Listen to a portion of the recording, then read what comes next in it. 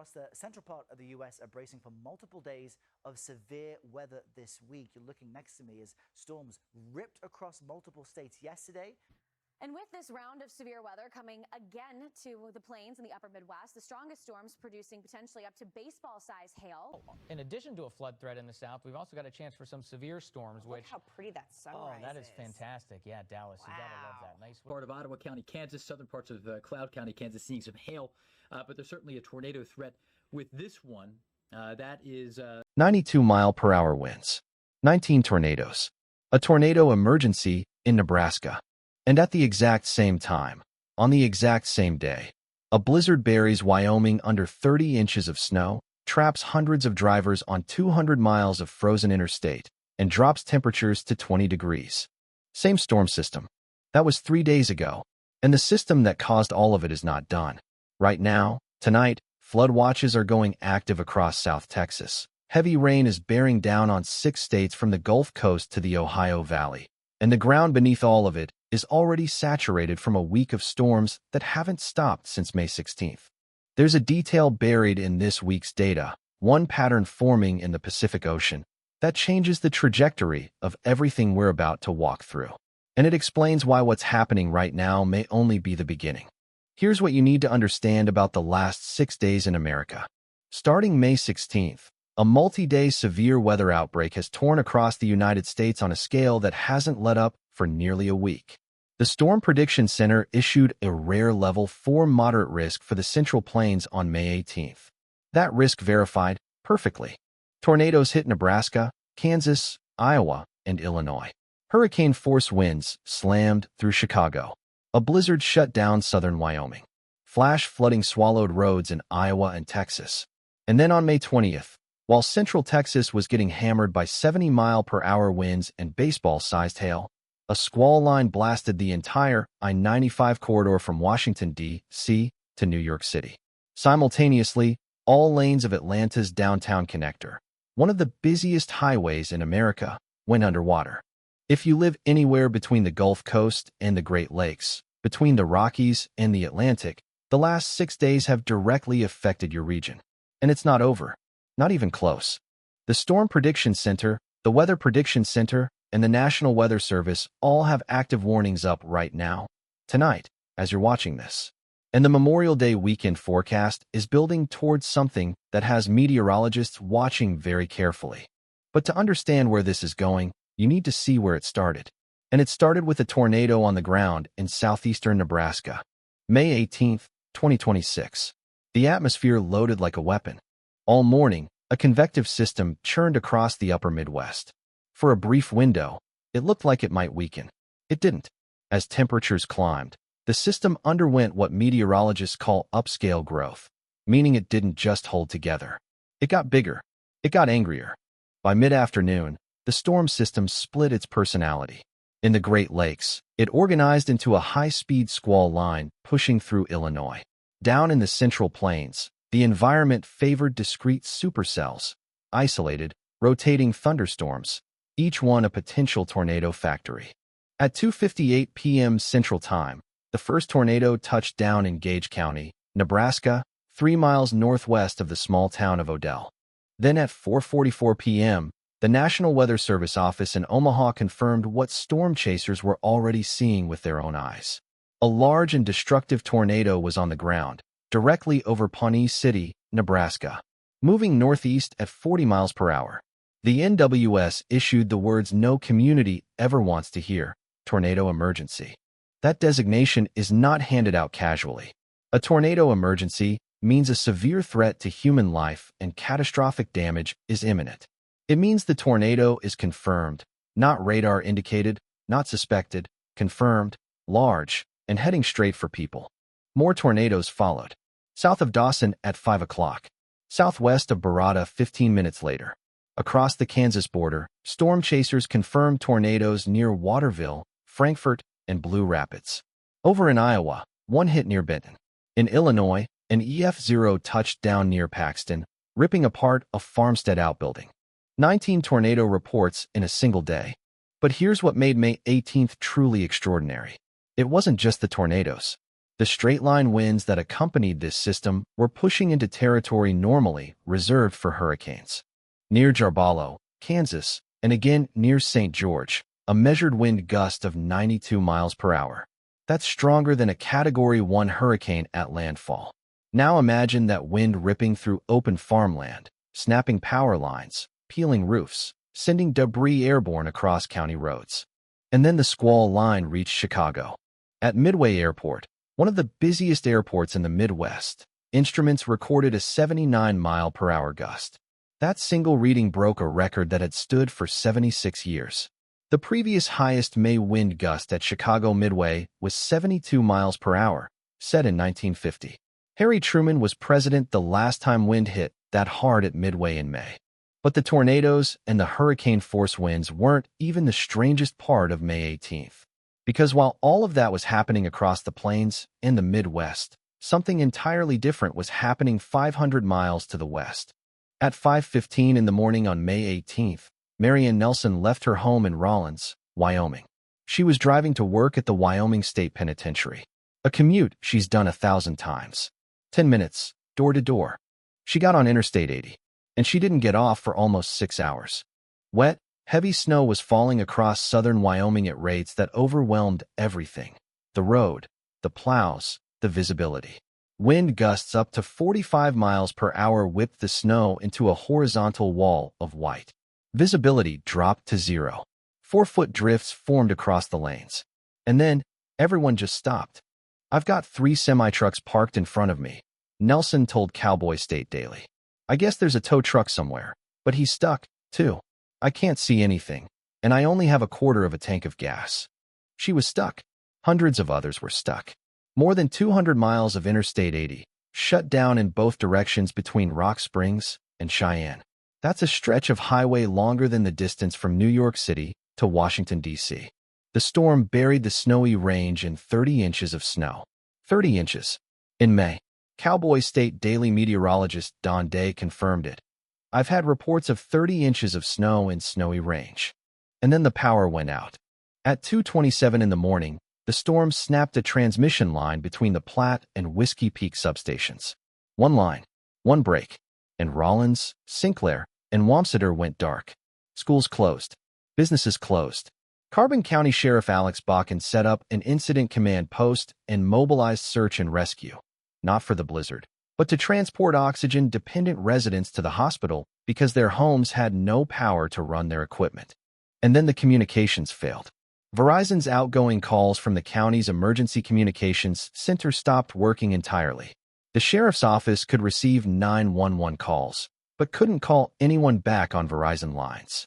A blizzard, a power grid failure, a communications breakdown, emergency transport for medical patients. All of this while 500 miles to the east, 92-mile-per-hour winds were spawning 19 tornadoes. Think about that for a moment.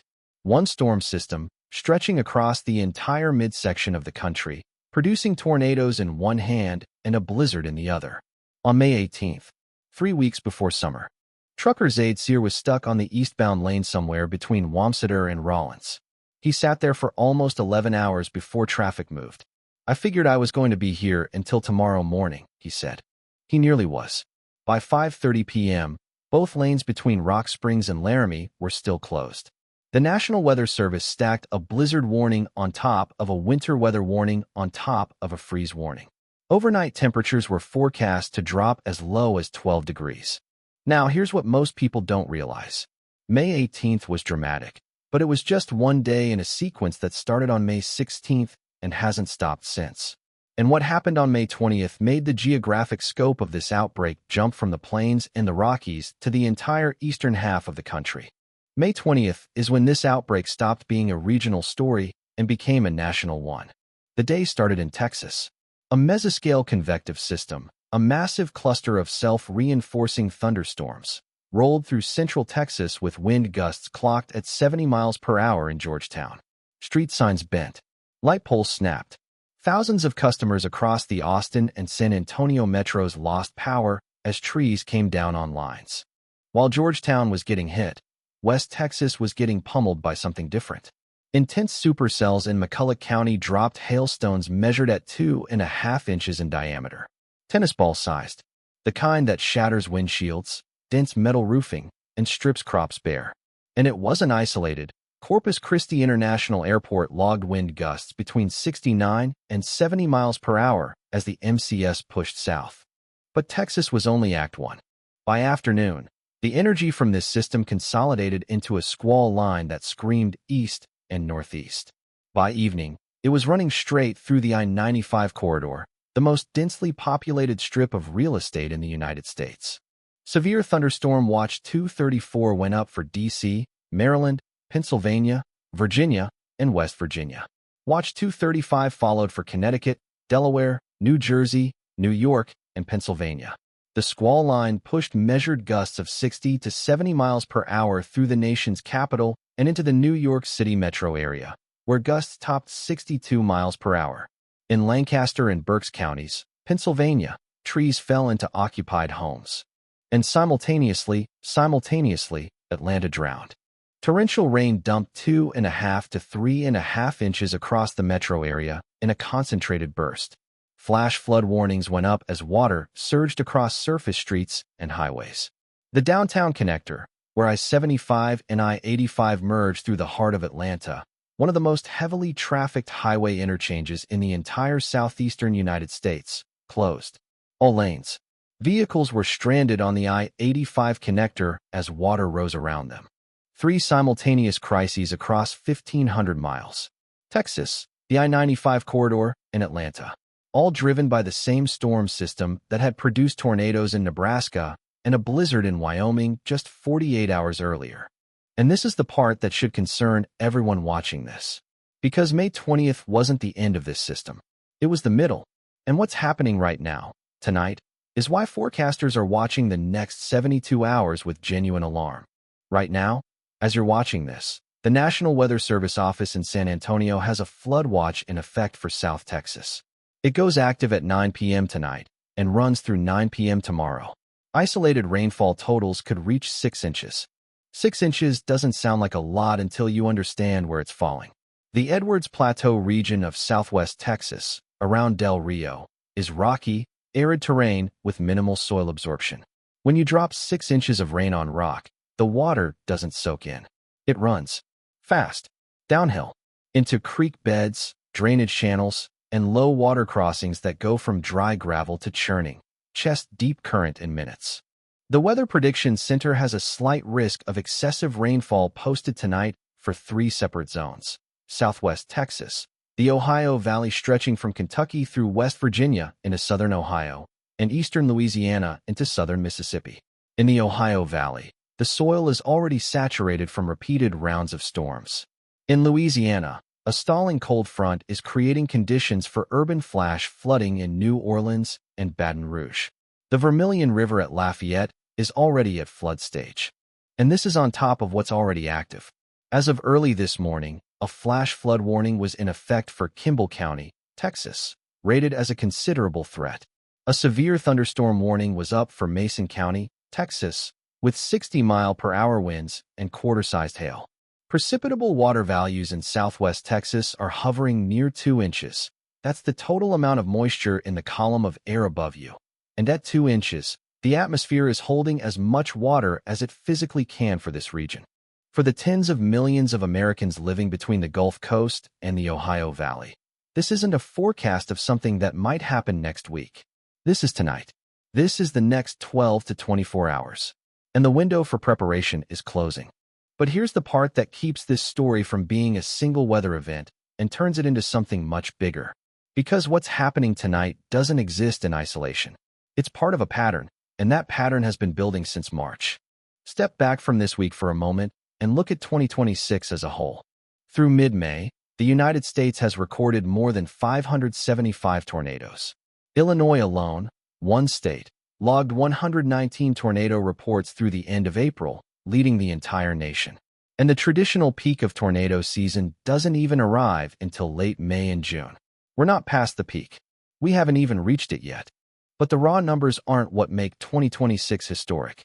The intensity is.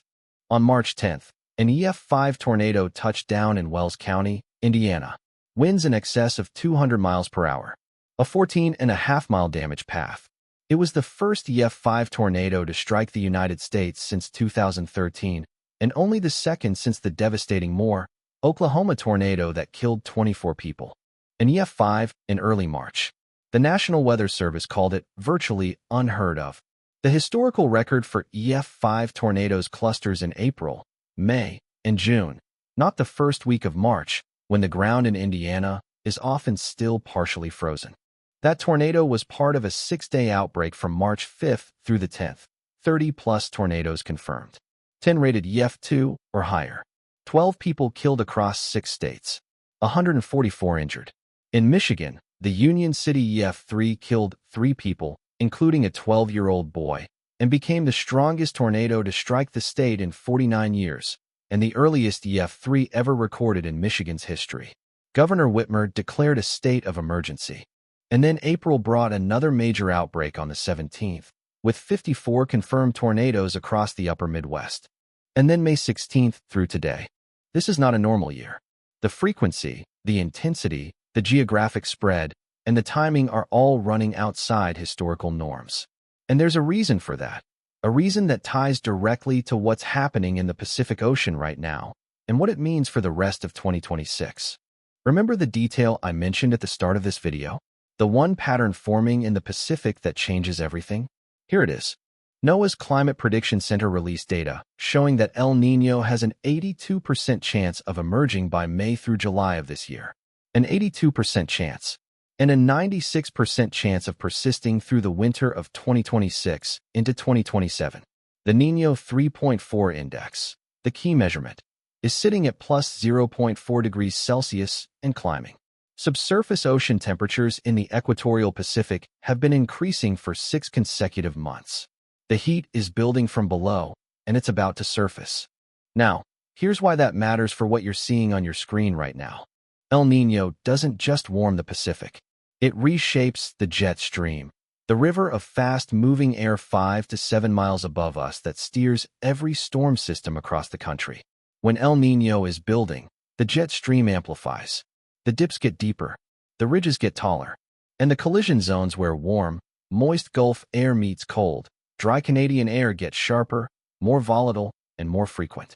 That's exactly what's been happening across the United States all spring. The same jet stream pattern that put a blizzard in Wyoming and a tornado in Nebraska on the same day. That's not a coincidence. That's a signature of an amplified, transitioning atmosphere. And then add the Gulf of Mexico. Sea surface temperatures in the Gulf are running near record highs as of mid-May. The Gulf is the moisture source for virtually every flooding event and severe storm system that hits the southern and central United States.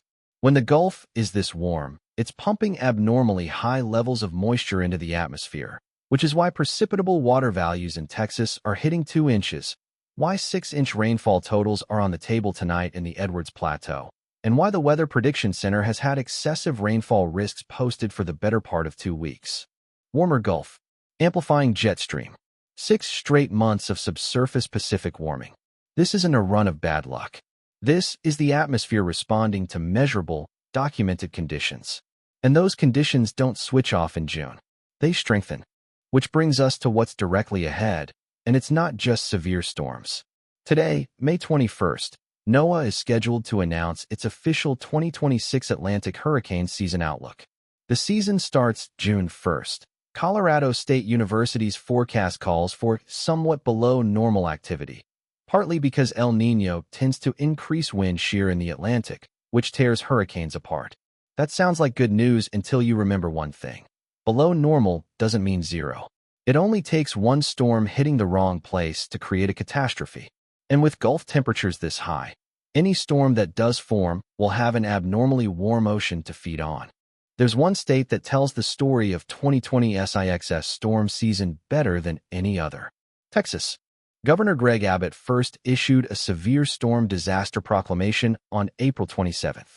The storms that triggered it began on April 24th. Heavy rainfall, flash flooding, hazardous wind gusts, large hail, and tornadoes causing what the proclamation called widespread and severe property damage, injury, or loss of life. 10 days later, on May 6th, he amended and renewed it, adding 6 more counties: Calhoun, Lamar, Palo Pinto, Parker, Victoria, and Wise. 11 days after that, on May 17th, he amended and renewed it again, this time specifically for flooding. 3 proclamations in 3 weeks, each one expanding the geographic scope, each one acknowledging that the storms hitting Texas aren't isolated events, they're a continuous assault. On May 1st, a man was found dead in San Pedro Creek in San Antonio after flash floods ripped through urban areas. Rescuers pulled his body from a drainage channel. 30-plus roads across San Antonio were closed, including sections of I-35 and I-10. Nearly 4,000 customers lost power. And here is the grim irony. May 18th through the 22nd is Texas Flood Awareness Week, a statewide campaign to educate residents about flood preparedness. This year, Flood Awareness Week isn't an exercise. It's happening in real time. The Awareness Week and the actual flood watches are overlapping, day for day, as rain continues to fall on a state that hasn't had a dry week in a month. For the 30 million people who call Texas home, this isn't abstract. When the state's governor has renewed a disaster proclamation 3 times in 21 days, that's not politics. That's a state under siege from the sky. The next 5 days are where this story either stabilizes or escalates dramatically. Tomorrow, May 22nd, the Storm Prediction Center has a slight risk of severe storms across eastern Colorado. Supercells capable of large hail and brief tornadoes. But Colorado isn't the main concern. The main concern is south. Widespread flash flooding is forecast from East Texas through Oklahoma and into Kansas City as a dry line pushes east into deep Gulf moisture. Unlike today's more isolated clusters, tomorrow features a large-scale complex of storms evolving across the southern plains. It's the kind of setup that produces training thunderstorms, cells that form, dump rain, and then new cells form on the exact same track, dumping more rain on ground that's already underwater. Saturday through Sunday, it gets worse. A slow-moving upper-level low is going to park itself over the south-central United States and just sit there for days. That pattern will funnel continuous moisture and instability into a weak frontal boundary, creating multiple rounds of mesoscale convective systems across the Mississippi and Ohio valleys. The soil is already approaching saturation from everything that's fallen since May 16th. Additional rounds of 3 to 6 inches on top of that will push rivers, creeks, and drainage systems past capacity. The Weather Prediction Center's outlook for the Memorial Day weekend uses a phrase that meteorologists don't deploy lightly. Flooding will be the primary concern. Not severe weather. Not tornadoes. Not hail. Flooding. The quiet killer. The type of disaster that doesn't make dramatic tornado footage but kills more Americans per year than any other severe weather event. And it's heading into a holiday weekend, when millions of people will be traveling, camping, and gathering in outdoor areas along rivers and lakes. And then, buried in the extended forecast, one more detail. By late next week, a strong ridge is expected to build over the Great Lakes and the east-central United States. Temperatures in the northern plains could surge to 20 degrees above average. From blizzard conditions in Wyoming to extreme heat in the northern plains, inside of 10 days.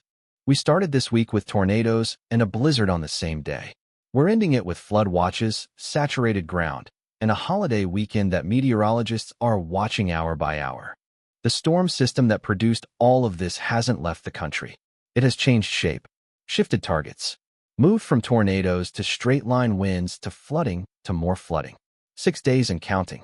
Underneath all of it, the signals are clear. El Niño is building. The Gulf of Mexico is running near record sea surface temperatures. The jet stream is amplified and volatile. And the 2026 tornado season has already produced the first EF5 since 2013, with 575 tornadoes before we've even reached the traditional peak. Hurricane season begins in 11 days.